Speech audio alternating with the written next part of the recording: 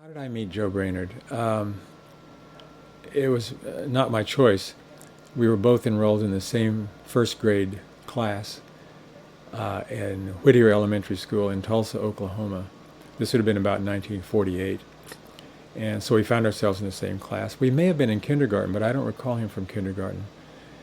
And Joe was such a quiet kid that I actually have no memories of him other than his face from the first grade. Years went by, and we reconnected in high school as juniors at Central High School in Tulsa, Oklahoma.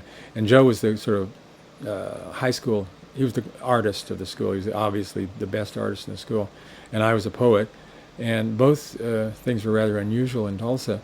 And so that sort of brought us together as two sort of geeky, gangly, nerdy, culture crazy outcast types. But Joe was very, very much liked in the school. He was quite friendly and sweet, and everybody liked him. Whereas I was sort of sullen and outsiderish. But that's how I met Joe first, but we really met as grown-up type people in high school. Joe was always interested in reinventing himself, kind of not letting himself fall into the cliche of being stuck in a particular version of himself. And he would do things to jolt himself out, like just suddenly just leave his apartment and move to another one and leave everything behind and just start with a clean slate. Well, one time, this is in the early 60s when he was more given to such things, he came over to the apartment that I was sharing with Ted Berrigan and with Pat Mitchell, whom later I married. Joe came over, and I think he was drunk, which is unusual for him. And he went into our bathroom, and he got into the bathtub and poured green cake coloring all over himself. So he just to do something weird and harmless, obviously, because Joe would not hurt a fly, as they say. But he liked to. He wasn't always given to such outrageous gestures, but and in fact later the kind of obviousness of such an outrageous gesture became much more subtle and sophisticated in the way he re-examined his self, his psyche, and the writings in all of his writings, as a matter of fact, not just his underground classic I Remember, but the other writings as well, are just as revealing as his book I Remember, his memoir.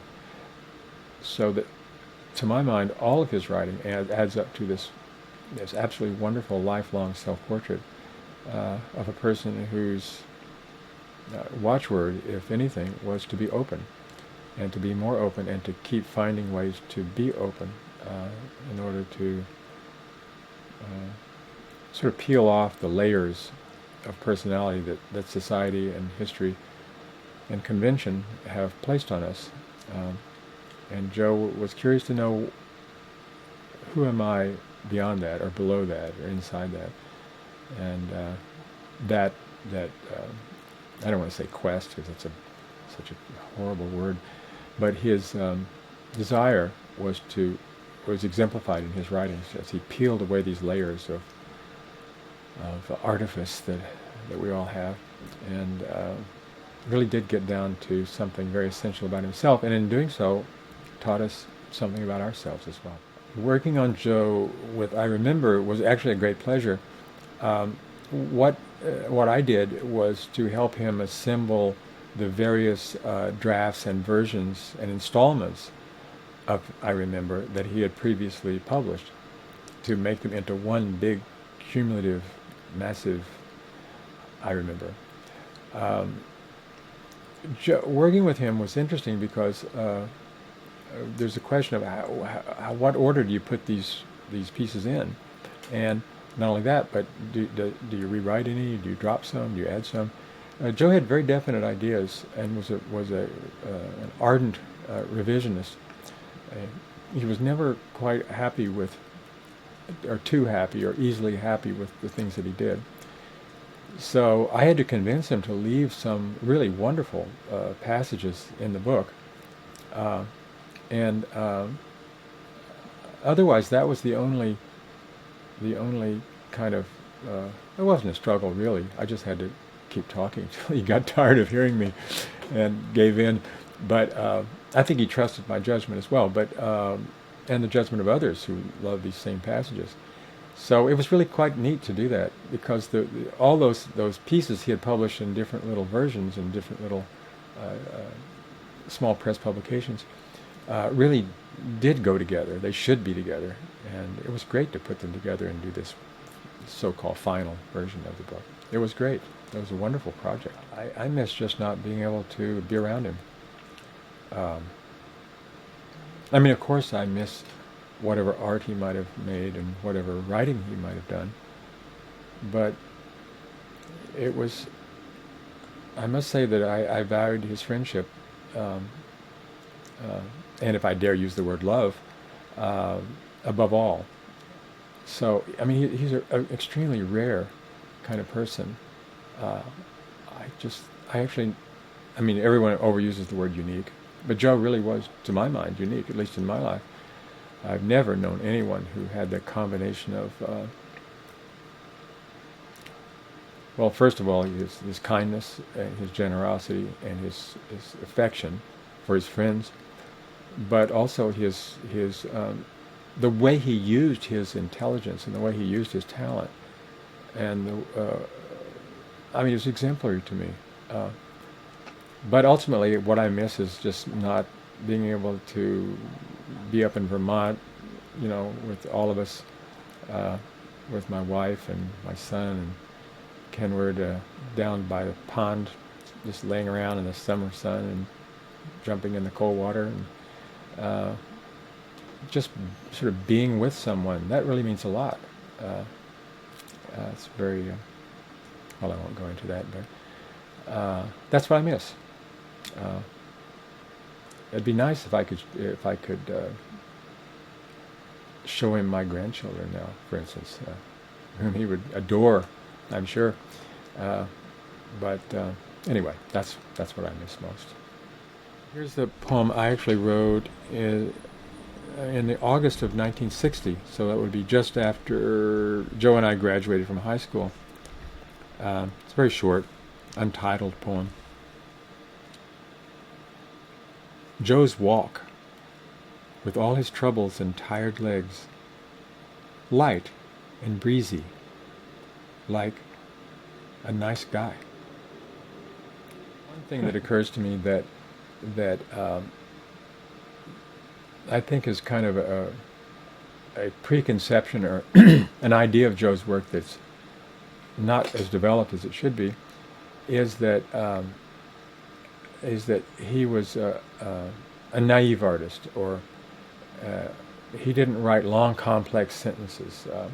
He didn't deal in super sophisticated intellectual ideas.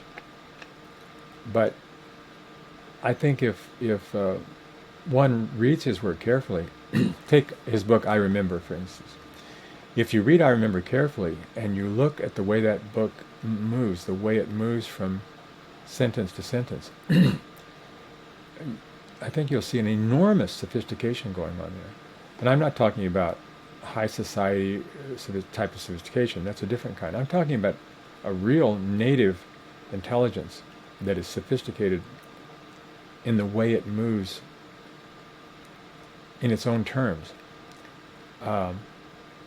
And the other thing is that this idea that Joe was maybe too naive, or he didn't write Henry James type books, was that goes along with that is in his visual art. Some critics have decided, or one critic in particular, once years ago, said, well, Joe Brainard is quite wonderful, but he is, after all, a minor artist. The whole idea of, excuse me, the whole idea of minor and major is useful for critics, but it's not useful for human beings. That is to say, it just gets in the way of seeing what's really there and deciding or reacting to it, deciding whether you like it, or whether, not deciding, but finding if you like it. and trying to see if somehow it will make your life better. So that's something I think is important to keep in mind, is just to, and in fact, in looking at any art, I guess, and I know I'm pontificating here, but I'll do it anyway. It's particularly important, I think, with Joe's work to just come at it and experience it and let it and see what happens.